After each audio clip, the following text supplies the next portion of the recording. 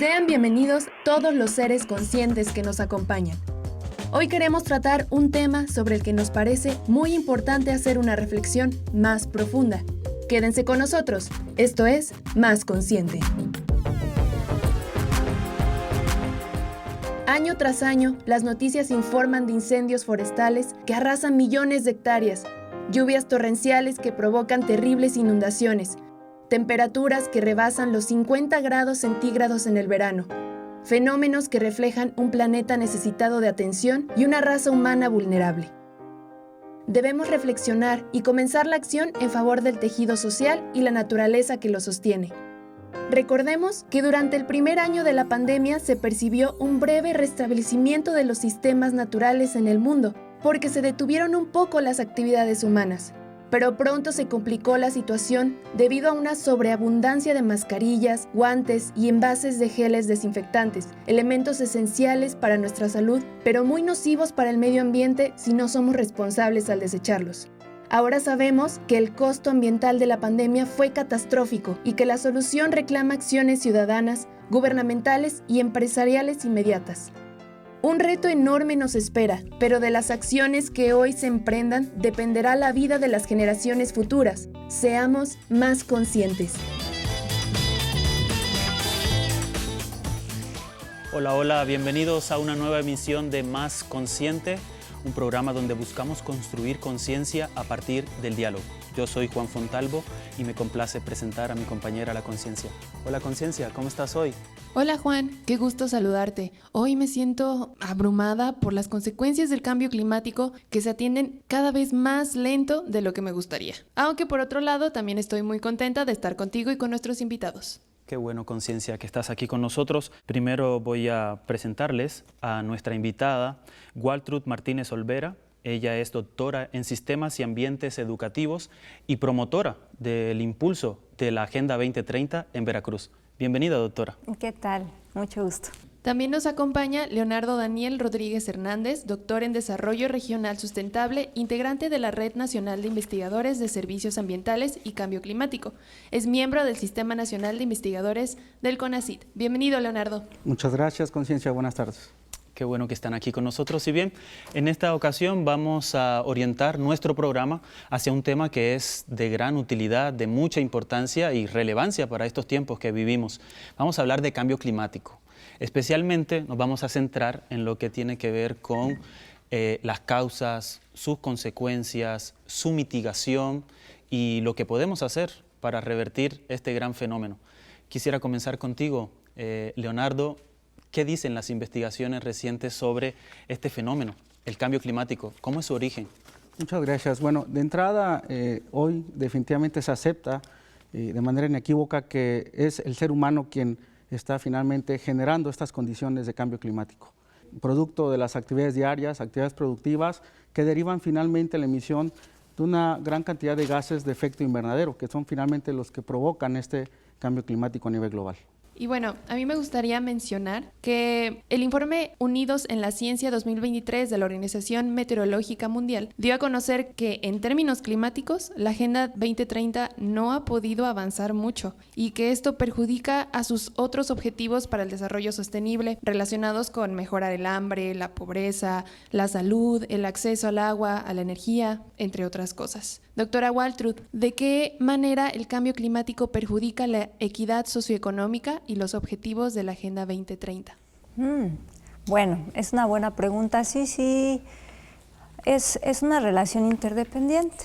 Sí, si el cambio climático pues afecta a los seres humanos y la Agenda 2030 como primer pilar tiene el bienestar social.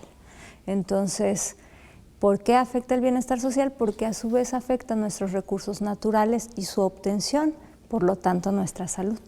Sin duda hay una relación y en el cuidado que tengamos al respecto de estos recursos, positivamente tendremos también un impacto positivo contra el cambio climático. Totalmente.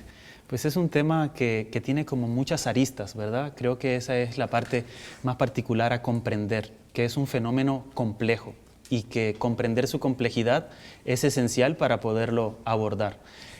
Leonardo, sabemos que en tu tesis doctoral abordaste temas de la vulnerabilidad de los sistemas humanos frente a los impactos generados por el cambio climático. ¿Cuáles fueron los principales hallazgos de esta investigación? Bien, muchas gracias por tu pregunta, Juan. En efecto, primero reconocer que la vulnerabilidad es un estado innato, natural de cualquier sistema, sea un sistema ecológico, humano, todos tenemos cierto nivel de vulnerabilidad. El problema está cuando nos exponemos a eventos que tienen origen precisamente el cambio climático, y la suma de la exposición de estos eventos más tu vulnerabilidad, corremos el riesgo de padecer impactos bastante fuertes. Lo interesante de esto es que mientras nosotros como seres humanos, como sociedad, no nos expongamos ante eventos de este tipo, podemos mantener cierto equilibrio. El problema está precisamente cuando nos enfrentamos a ellos, y además que este tipo de modelos puede ser aplicado a otro tipo de herramientas, como por ejemplo el análisis de enfermedades, de virus, de bacterias.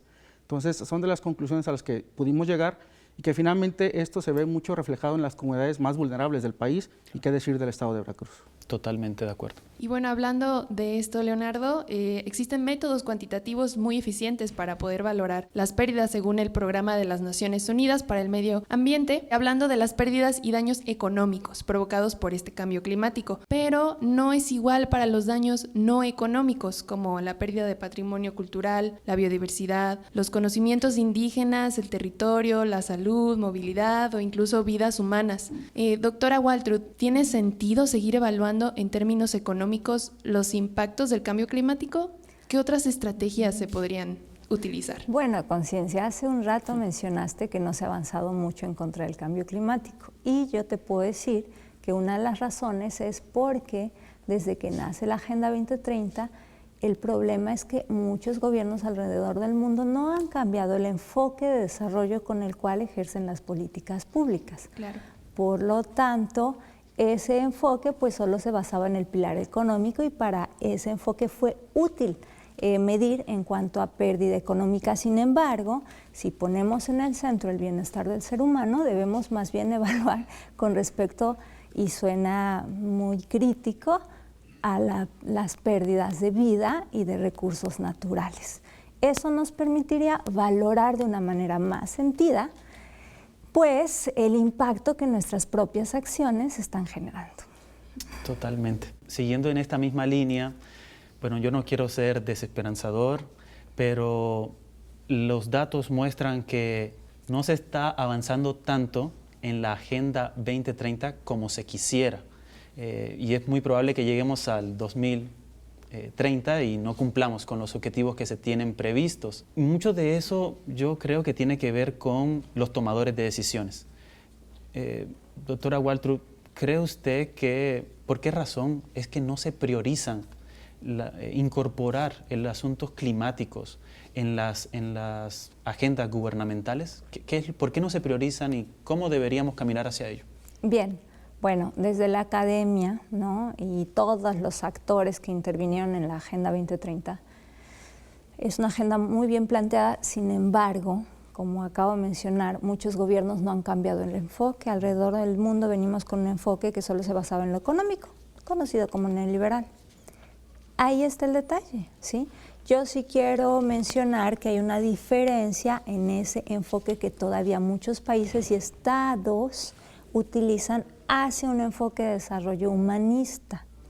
Entonces, en México y en Veracruz estamos viendo apenas un intento muy reciente de ejercer políticas públicas bajo un enfoque humanista, que sería lo adecuado para atender de una perspectiva distinta. Entonces, ahí voy, ¿sí? Venimos de un modelo aceptado alrededor del mundo, y por lo tanto difícil todavía de cambiar. Sin embargo, desde el pequeño ejercicio que se está haciendo hoy de la aplicación de un modelo humanista, hay resultados positivos que son esperanzadores para realmente avanzar. Muchas gracias. Y bueno, a mí también me gustaría mencionar que en 2023 nos pudimos dar cuenta que quienes más sufren pérdidas y daños por el cambio climático son los menos responsables y los más vulnerables. Entre otros, las juventudes y las infancias que están heredando este planeta en crisis. Algunos jóvenes, como el movimiento Just Stop Oil, protestan para interrumpir el uso del petróleo y el gas. Y Leonardo, a mí me gustaría preguntarte qué son los combustibles fósiles y si tiene alguna relación con el cambio climático. Muchas gracias, Conciencia, por tu pregunta. En definitiva, de hecho, hoy se tiene la evidencia científica clara de que es precisamente los combustibles fósiles los que han generado mayormente, producto de las emisiones del proceso de combustión, estas emisiones principalmente de dióxido de carbono. Todas las actividades productivas emiten como resultado de su proceso estas emisiones. Sin embargo, bueno, estos combustibles fósiles han sido la materia prima para el desarrollo de las actividades productivas, principalmente en el sector energético. Estos combustibles fósiles nacen o son el resultado de cientos de millones de años, producto de la descomposición de minerales, de materia orgánica en general, que se va acumulando a lo largo de la vida de la Tierra y que es finalmente como resultado esta composición orgánica, ¿no? Hay otros contaminantes que tienen igual o incluso más efecto invernadero, como es el metano, por ejemplo, que también es otro elemento, otro gas que está presente y que de alguna manera no hemos podido todavía controlarlo. Entonces es no solo el dióxido de carbono derivado de los combustibles fósiles, sino además de estos otros gases de efecto invernadero que poco se habla de ellos, poco se les nota, pero sin embargo también tienen una incidencia importante en este proceso, en este fenómeno. Es un tema bastante complejo, ¿verdad? Hablar de los combustibles fósiles y de si en algún momento podríamos dejar de utilizarlos o no. Pero bien, hablando de desigualdades, justamente se hizo un informe, el informe Oxfam, Igualdad Climática, un planeta para el 99% de las personas, menciona que para México justo el 1% de la población más rica contamina más que el 80% de la población. Eso es aterrador, ¿no? ¿Cómo podríamos hacer, doctora Waltrub, para que pudiéramos incluir a ese 1% y verdaderamente tener resultados significativos en términos de justicia climática? Es que acabas de mencionar un punto bien importante, es que ese 1% viene desde este enfoque de desarrollo que priorizaba la economía. Vamos a ponerlo en términos simples. A ver, a mí, ¿sí? Desde este enfoque económico, conocido como neoliberal, ¿qué me importa? Si mi lógica es producir, producir, producir, para generar, en teoría, trabajo y bienestar monetario. Pero para que eso funcione, entonces necesito un cliente. ¿Y cuál cliente me importa? El que adquiere más. Entonces, ¿cómo voy a lograr que adquiera más? Provocándole una necesidad. ¿Quién es inmediatamente el cliente que me importa? El que consume y por lo tanto tiene flujo económico para consumir. Entonces somos un porcentaje de población sumamente consumista. ¿Qué nos falta? Cambiar la conciencia, o sea, desde mi punto de vista hoy ya no es válido decir porque tengo dinero no importa si contamino o consumo porque puedo pagar la consecuencia. Porque ese modelo de pagar las consecuencias lo que generó fueron más desigualdades y afectaciones a países en desarrollo. De manera que lo que necesitamos es reeducar, ¿sí? En un enfoque distinto que priorice la salud ambiental en unión perfecta con la salud humana. Doctora, ¿y usted cree que es una utopía poder incorporar a ese 1% en algunas estrategias para mitigar o hacer algo por el cambio climático? Yo creo que justo las utopías son las que siempre debemos de perseguir. Y Conciencia dijo algo muy importante hace rato, las infancias y las juventudes. Y las juventudes hoy están más conscientes de estas ausencias de recursos que se disfrutaban antes. Entonces, en este esfuerzo que algunos países como México están haciendo por implementar un modelo de desarrollo distinto, aquí adoptado como humanismo mexicano, igual en Veracruz, pues todo debe caminar hacia allá, nuestro modelo educativo también, porque el cambio de conciencia, bueno, va a ir permeando en toda una generación y en ese sentido irán cambiando los hábitos conductuales cuando los vayamos repitiendo. Sin duda. No es utópico, pero lleva tiempo. Sí, sin duda, así es. Claro, por supuesto. Y bueno, hablando de ser más conscientes, pues en este programa nos gusta mencionar la Agenda 2030 de las Naciones Unidas y hablar del Objetivo de Desarrollo que está relacionado con el tema del día. Y pues hoy abordaremos el Objetivo 13, Acción por el Clima, que busca fortalecer la resiliencia y la capacidad de adaptación a los riesgos relacionados con el clima y los desastres naturales en todos los países. Leonardo, ¿hay alguna forma de prepararse individual o familiarmente para padecer menos las consecuencias del cambio climático? Sin duda, Conciencia. Creo que es responsabilidad de todos, no solo hacer frente, sino también prepararse. Precisamente este objetivo 3 es muy claro y uno de los elementos que también analizamos en su momento en una investigación precisamente fue el tema de la resiliencia. Es decir, esta capacidad que tenemos todos los seres, tanto naturales como nosotros como seres humanos, desde lo más simple a lo más complejo, desarrollar capacidades, no solo para prevenirse, sino también para afrontar de manera directa y sobre todo para adaptarse y readaptarse ante un evento específicamente climático, ¿no? Independientemente de las consecuencias, todos tenemos esas capacidades. Es importante también mencionar, y de hecho se discute a nivel mundial, que una parte importante de hacer frente a este fenómeno tiene que ver con las inversiones, claro. Pero ya no solo las inversiones públicas, sino también privadas, es decir, hacer del ente privado un aliado, porque finalmente es quien tiene ese capital para poder financiar gran parte de las acciones que se mantienen, no solo en temas de mitigación, sino también adaptación, sobre todo en aquellas comunidades que son precisamente las más vulnerables, ¿no? Independientemente del estrato social que pertenezcan, es sobre ellas con quienes tenemos que hacer frente y sobre todo apoyarlas en este proceso. ¿Para qué? Para que finalmente puedan crecer y generar o ser sociedades cada vez más resilientes. Esa es la palabra clave y creo que hoy se está retomando bastante bien en torno al cambio climático. Bien, pues justo hemos llegado a una sección muy especial de nuestro programa que le llamamos Pequeñas Acciones, Grandes Cambios.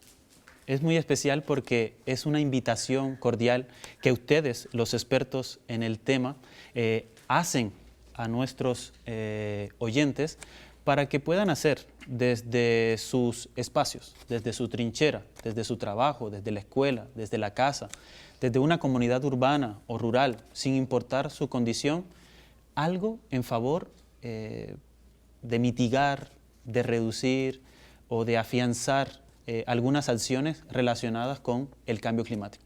Es por eso que ahora me gustaría que, doctora Walter, usted pudiera decirnos algo, una recomendación muy sencilla para que nuestros oyentes sean más conscientes cada vez del cambio climático. Bueno, yo creo que un par de acciones súper eficientes es que separemos nuestra basura, de verdad nos comprometamos con separarla. Sí, quita un poquito de tiempo, pero miren, hay que desprendernos de esta idea que nos vendieron que lo más rápido, lo más fácil y lo más cómodo es lo mejor, claro. Porque no es así, afectamos a la naturaleza. Entonces, si lo separamos, yo reto, ¿no? Que pongamos un mes midiendo cuánto podemos mejorar separando nuestra basura, y la otra, al separarlo nos damos cuenta de todo lo que estamos consumiendo que no es necesario. Antes de comprar, ese es el otro consejo, pregúntate, ¿de verdad lo necesito? ¿Es para mi subsistencia? Porque si no es así, entonces podemos dejar fuera la moda rápida y una serie de hábitos que generalmente se compran en cadenas grandes y que además eso genera más huella de carbono. Podemos consumir local, okay. Uno, para disminuir empaques, y al ver esa separación de verdad vamos a hacer conciencia de todo lo que puedo quitar de mi compra y que inmediatamente incluso pueden googlear cómo puedo calcular cuál es mi huella ecológica, y aunque sea de manera casera, nos permite reflexionar cuánto estoy aportando a la disminución de los gases de efecto invernadero. Pues hay mucho por hacer, ¿verdad? Claro que se pueden hacer muchas acciones. Leonardo, ¿algo más adicional? Justamente tiene que ver con estos procesos de reducir nuestras emisiones, y alguna tarea muy sencilla que en lo particular yo la he hecho cotidiana es hablar del desconéctate, es decir, okay. Desconectar todos estos equipos electrodomésticos que no utilizamos, apagar las luces. Generalmente muchos de los aparatos que tenemos en casa suelen estar en estado de reposo y pareciera que está el foquito rojo o verde y no pasa nada, no consume energía. Todo lo contrario, es gran parte del consumo que se da en casa, en los hogares, tiene que ver con estos equipos que están en estado de reposo. Entonces, la invitación es precisamente a que se desconecten, a que apaguen sus reguladores, para que observen de alguna manera, de manera empírica, si es así, cómo no solo estamos contribuyendo a la reducción de emisiones por consumo energético, sino también seguramente lo veremos reflejado en nuestro recibo de luz. Sí. Y eso a veces abona más, nos motiva más, porque es algo donde nos pega, que es la economía del hogar, ¿no? Entonces los invitamos a que hagan este ejercicio y seguramente en un primer bimestre verán los resultados. De acuerdo, sí. Bien, y bueno, ahora yo quiero tocar un tema que podría ser un poco sensible, pero me gustaría también escuchar su opinión. el cambio climático es un tema de suma relevancia en la actualidad, pero también tiene sus detractores, ¿es cierto? Ustedes seguro lo sabrán, y hay gente que no cree en el cambio climático.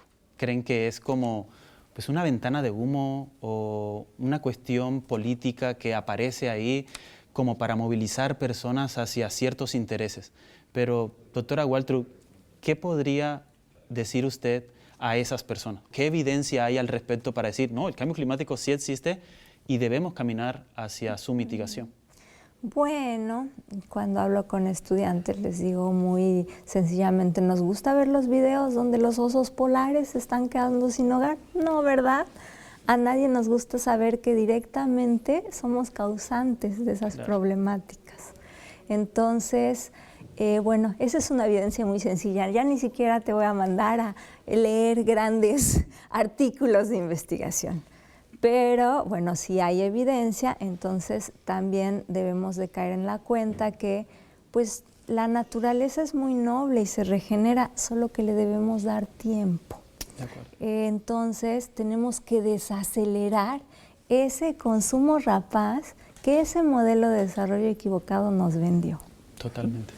Leonardo, ¿crees que el cambio climático no existe o sí existe? ¿O qué le dirías a estas personas que piensan que no existe el cambio climático? Bueno, si estamos hoy acá precisamente es porque nos interesa y porque creemos que existe el fenómeno. Claro. Evidentemente hay un ciclo natural del sistema climático en el planeta, ha sido así desde que el primer hombre apareció en la Tierra, incluso antes de esos procesos evolutivos. Sin embargo, hoy hay evidencia científica que respalda que es a partir del desarrollo de la era industrial y del consumo energético de las actividades humanas que se ha acelerado ese proceso. El problema no ha sido el aceleramiento, sino que estamos acelerando y los procesos evolutivos o los ciclos naturales se están viendo afectados precisamente por esa modificación al sistema climático, ¿no? Okay. Hay evidencia clara, están los informes del panel de expertos en cambio climático que respaldan y bueno, además lo podemos apreciar de manera empírica. Hoy vemos cómo enfermedades del trópico se han desplazado hacia zonas más húmedas, donde anteriormente no existían estas enfermedades, entonces es posible de manera empírica observar estos fenómenos con el día a día en nuestras sociedades. De acuerdo. Pues bien, hemos llegado al final de nuestro programa. El tiempo ha pasado bastante rápido, pero antes quisiera preguntarle a la Conciencia si tiene algo más que añadir. Sí, claro, Juan. Toca la frase del día que nos invita a la reflexión. Esta es de Antonio Guterres, secretario general de la ONU, y dice: la emergencia climática es una carrera que estamos perdiendo, pero es una carrera que podemos ganar. La crisis climática está causada por nosotros y las soluciones deben de venir de nosotros. Tenemos las herramientas, la tecnología está de nuestro lado. Totalmente. Claro, con eso despedimos nuestro programa. Ha sido todo en esta ocasión. Agradecemos mucho a quienes nos han escuchado y los esperamos en una nueva emisión de Más Consciente. Pero antes, recuerden, ser consciente está en tu mente, pero la acción es tu decisión.